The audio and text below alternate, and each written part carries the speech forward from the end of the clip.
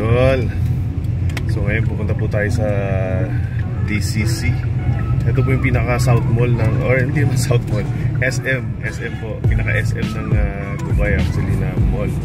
Pinakamalapit, ito rin yung isa sa pinakamalapit from, if taga Deira ka, ito yung pinakamalapit na mall. Silang dalawa ng Algoria. So pupunta tayo ngayon. Walang magawa, nakakainip dito sa Dubai pag ganitong tag-init kasi medyo ano pa, nasa yung weather kasi summer pa, kaya medyo mainit pa talaga, maabot ng 40 plus degree yung ano, yung temperature. Do medyo pababa na siya pero mainit pa rin, tsaka mataas yung humidity dito, hindi lang yung init, kaya libangan ng mga tao. Ayan, mag-mall, lamig sa mall, mag-walk, ano lang, window shopping. Tapos kung may budget, di ano rin, konting bili, konting kain. Pero kami kasi hindi naman kami masyadong yung palabili. Maliban lang talaga kung sobrang bagsak presyo yung mga sale nila. Titingnan na rin natin yung mga sapatos na na naka-sale nila ngayon. Hindi ako bibili kahit sobrang mura. May titingnan lang ako specific na na sapatos. Kasi may in-order ako online, nakabagsak presyo siya online. So, i-compare natin yung presyo tsaka yung quality, syempre, para alam natin yung quality talaga. Original din yung in-order natin online, pero halos sobrang bagsak presyo. More than half yung binaba ng presyo. Mag-unboxing tayo ng pagdating. Tapos sasampulan din natin siya na gamitin pag tawag dito.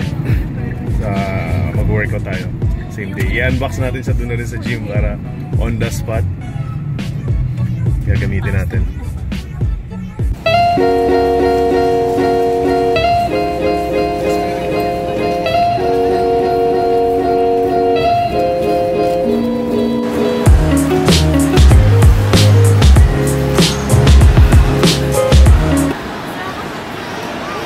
Ayun yung paborito natin kainan sa airport, Bombay Chow Pat.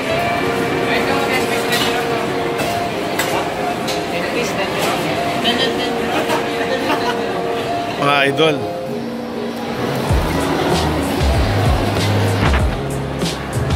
Kaya gaya na sinabi ko mga idol, pag lumabas kayo hindi kailangan laging gumastos sa mahal. Like eto, 22 dirhams lang to. 22 dirhams, magkano lang yan? 200 pesos something lang. So diba, imagine mo, yan yung order mo. So una-una mag-download kayo ng Smiles na app sa cellphone nyo. Tapos yung may mga choices kung ano gusto yung promo. Malaki palitan, malaki na palitan ngayon, so nasa 300 pesos. Pero mura pa rin, knowing na nasa Dubai ka, malasas ka rin ng gano'n. Kasi regular price nito, abutin ka mga 50 dirhams. So, tipid na, diba? Idol, eto masarap. Jalapeno bombers tawag nila. Jalapeno and cheese yung laman niya.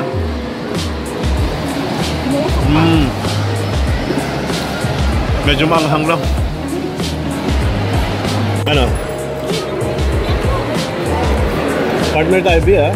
Baby, partner tayo, bibili tayo ng shoes. Paglaki mo, ha? Okay? Okay ba yan? Tapos kakain ka na rin ng ganito. Hindi na puro milk. Okay ba yan? Pero drink ka pa rin ng milk hanggang pag big boy ka na, ha? Ha? Dapat milk pa rin, ha? Para tumangkad. Okay? Si daddy kasi na-deprive sa milk. Lang nung kabataan si daddy, paglaki tuloy, boy. Kaya yung sabi ko, nasa airport ako, hindi masyadong masarap. Ito siya.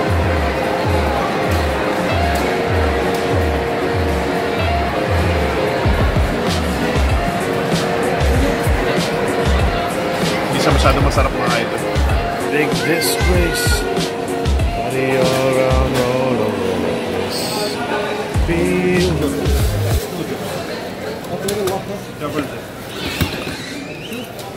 Rafael, say for laglag bala, this one?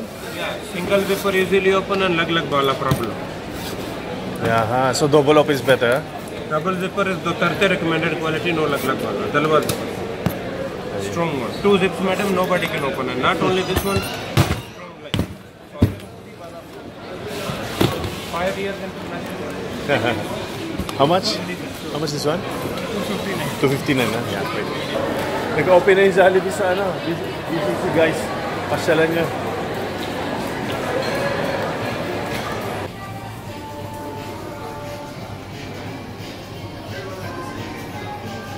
B, ito yung trip kong Air Force One. Air Force One.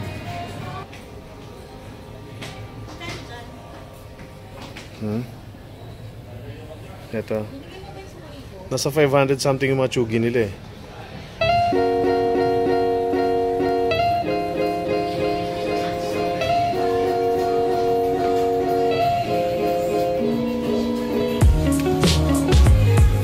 Ganda rin ito ah. Si A6 hindi nagpapaiwan. New Balance oh. Ganda.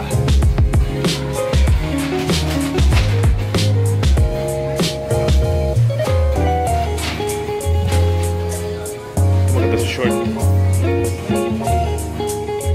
Forma, pogi-pogi. Magkano yun? 400 something dirhams.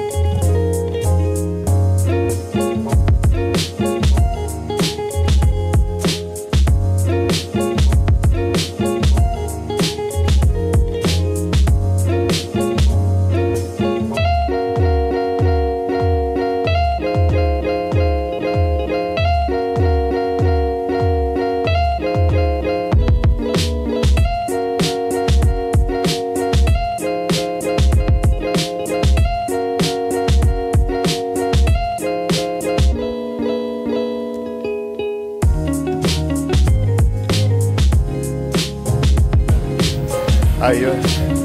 Ha, mga idol, ayun. Nagawa ko rin yung matagal ko na gustong gawin dito sa Sun & Sons. Dito tayo sports shop ng Sun & Sons. So, yun. Dito ko muna mimili minsan. Pag naka-sale sila. Tapos minsan sobrang baba talaga ng presyo. So, like ito. Suot ko ngayon, Jordan. Dito ko lang ito nabili. Around 200 something dirhams lang. So, mga 3,000 pesos siguro. Mga ganun lang. So, sobrang mura na for the, Jordan na original ah. So yan, ito yung shop. From Reebok, Puma, Nike, A6, Adidas, Under Armour, lahat nandito. Jordan. Yan. So yun, nakita nyo, tinry ko yun.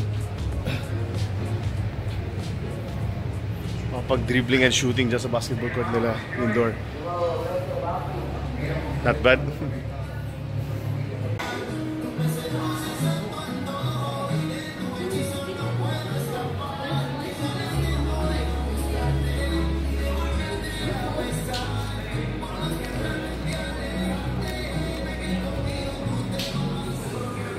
Ano kaya to?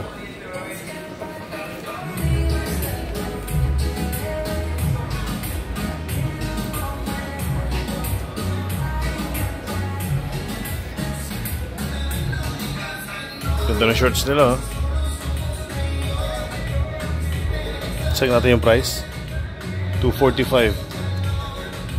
So yung short pa lang kapresyo na nung nabili ko yung shoes ko.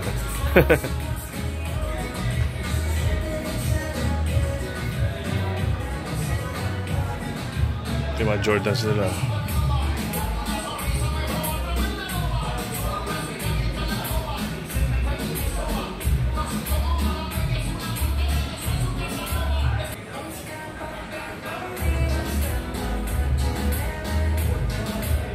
LeBron.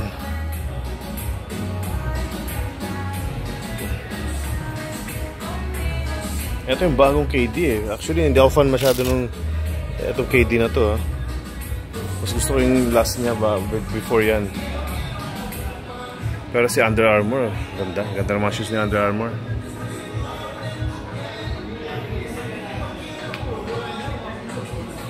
Laki na in-improve talaga sa design lalo ni Under Armour. Hindi lang yung logo nila maganda.